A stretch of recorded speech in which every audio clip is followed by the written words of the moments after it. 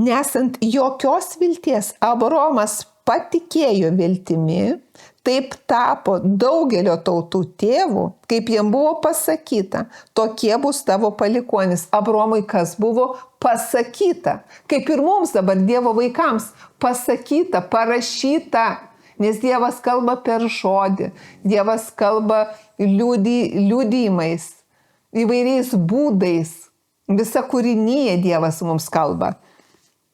Ir Abraomas nepavargo tikėti.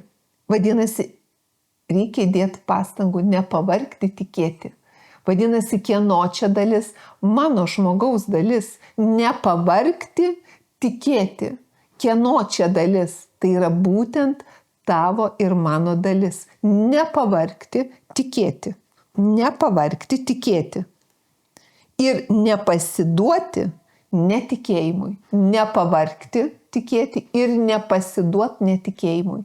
Būtent kiekvieną kartą, kai ateis mintis, tikriausiai neveikia, nieko nebus, iškart grįžti į kitą platformą, į tikėjimo absoliučiu mano viešpačiu ir Dievu, tikėti iki galo, nes aš žinau, kad dvasiniam pasaulyje jau yra ir tai ateina į mano gyvenimą. Man nereikia, kad Dievas padarytų, jis jau padarė, aš jau turiu ir iš dvasinio pasaulio pasireiškia mano gyvenime, pasireiškia kiekvieno iš mūsų gyvenime, kai mes pasiliekam gyvendami su viešpačiu ir tikėdami, ką viešpats padarė dėl kiekvieno iš mūsų, nes būtent tikėjimas yra Dievo jėga, nes kitaip negali pasireikšti tikėjimas, jeigu mes netikėsime.